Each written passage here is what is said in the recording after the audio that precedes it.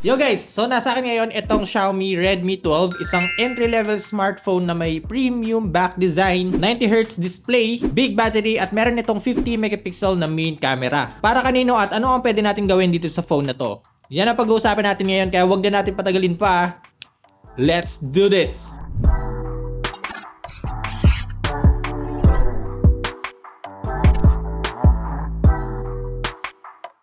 What's up guys? Ako nga pala si Poy and welcome back sa channel. So ito na nga guys, ang Xiaomi Redmi 12.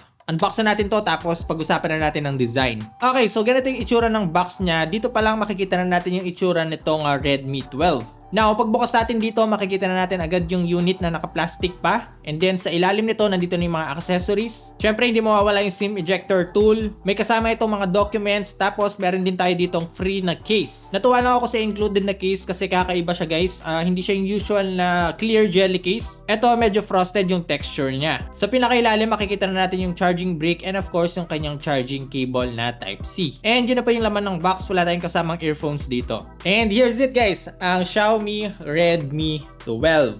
Woo! Grabe, sobrang refreshing sa mata no, nung kulay na to. Anyway, meron tayong tatlong colorway na pwedeng pagpilian. Meron tayong midnight black, polar silver, at etong sky blue. Ngayon, pagdating sa design and build quality nitong Xiaomi Redmi 12, isa sa pinagmamalaki nila guys ay meron itong premium back design. Ibig sabihin, yung material na ginamit sa back panel is glass.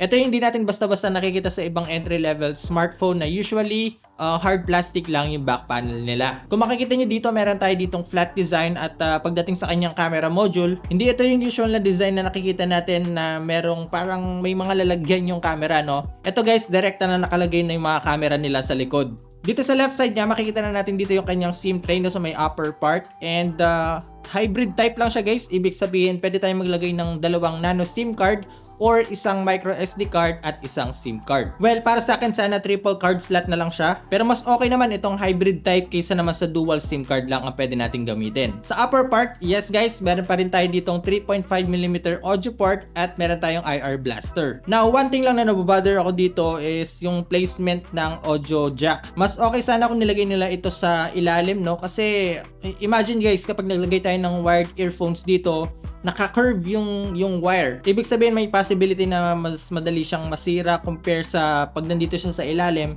naka-straight lang yung wire. Pero anyway, yun lang naman yung napansin ko. Dito sa may right side niya, nandito na yung ating volume keys and yung kanyang power button / fingerprint scanner. Then sa pinakailalim naman, nandito yung kanyang microphone, Type-C port, and of course, yung kanyang speaker. Yes guys, tama kayo ng pandinig. Speaker, hindi siya speakers.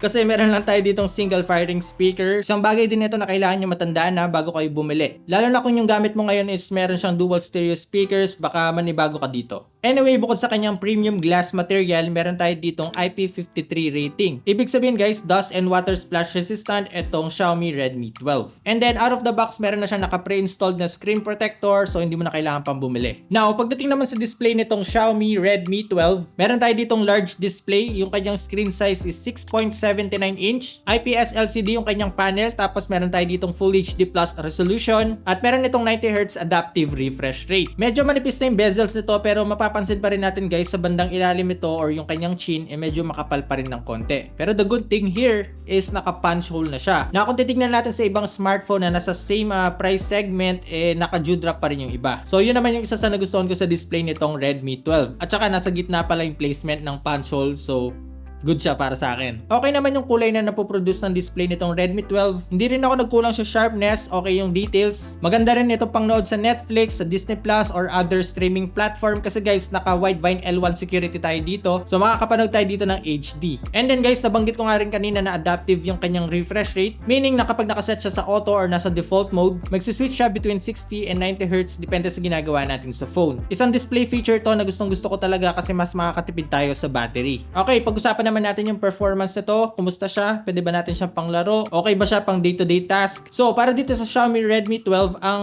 chipset na nilagay nila dito guys ay MediaTek Helio G88. Meron tayong tatlong configuration na pwede natin pagpilian. Yung 4128, 8128, and 8256. Then sa battery, meron tayo ditong 5,000 mAh capacity at supported siya ng 18 watts fast charging. By the way, out of the box, naka MIUI 14 na rin ito running on Android 13. One of the best Android skin nito kasi marami tayong customization na pwedeng gawin and smooth siya sa transitions and animations. Now, one thing lang na gusto ko i-mention sa inyo, may mga bloatwares to guys, no, or mga naka pre-installed na apps. Ang maganda dito, pwede naman natin silang tanggalin, pero mas okay sana 'di ba kung pagkabukas pa lang natin ng phone meron tayong clean setup. Okay, eto na, sa usapang gaming, okay naman yung na-experience ko sa kanya. Tinest ko ito sa Asphalt 9 at hindi naman ako nagkaroon ng problema sa paglalaro. Okay yung graphics na nare-render nito, tapos sa mga crash hindi naman ako nagkaroon ng problema.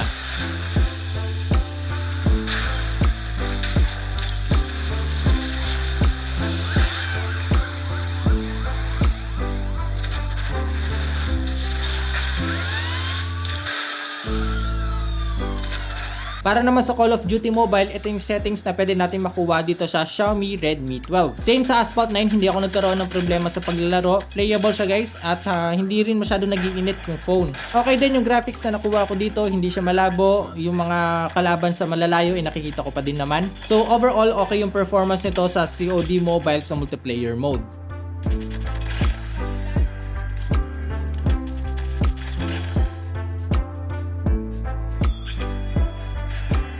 Now, dito ako medyo nawindang ng konti sa Mobile Legends. Para naman sa graphics nito, pwede natin siyang iset sa Ultra. Now, okay yung graphics niya, okay yung network nito, hindi ako nagkaroon ng problema, hindi siya nag-lag dahil sa network. Pero guys, sa mga clash, mapapansin talaga natin yung frame drops dito, as in mag-stop siya ng konti. Manageable naman siya, hindi siya yung from start to finish at talagang nag-lag siya. Doon lang sa mga bandang maraming ganap or kumbaga nagka-clash or maraming heroes sa isang frame. So, yun lang naman yung concern ko dito. Well, pwede pa rin naman natin ibaba yung graphic settings nito para mas makakakuha tayo ng smooth gameplay.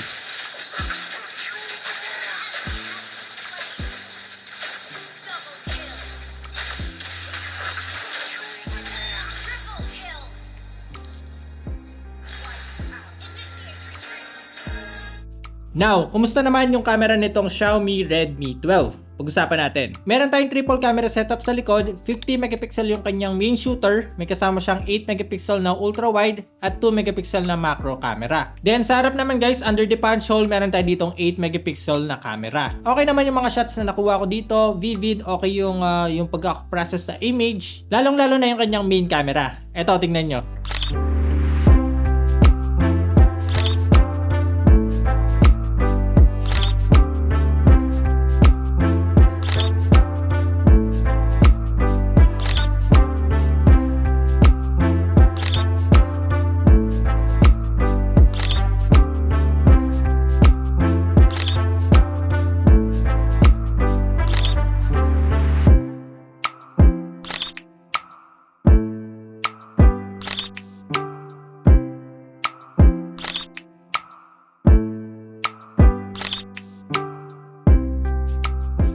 Okay, so ito yung itsura ng video recording dito sa Redmi 12, no, sa kanyang main camera. I'm shooting 1080p 30 fps. Ayan. Autofocus, okay ba siya? Okay, mabilis. And then kung mapapansin nyo guys, ayan, medyo shaky tayo ng konti dito. So kung gusto nyo siyang ipang vlog, make sure lang na meron kayong gimbal na dyan. Ito naman yung quality ng video recording ng ultra-wide nitong Xiaomi Redmi 12. Ayan. So, as you can see, mas malawak na yung makikita natin dito. Ayan, tignan yung kamay ko, ang haba. Yung. Ito naman yung quality ng video recording sa front camera nitong Xiaomi Redmi 12. So, 1080p 30 fps din tayo dito. Wow! Tapos pala yung audio na naririnig nyo ngayon is galing yan sa microphone ng Redmi 12, no? Dun sa main and ultra-wide hanggang dito. Yung naririnig nyo audio, galing yan dito mismo. So yeah, what do you think guys? Ano sa palagay nyo? Kumusta yung camera performance nitong Xiaomi Redmi 12? Please comment down below. Pag-usapan natin yan.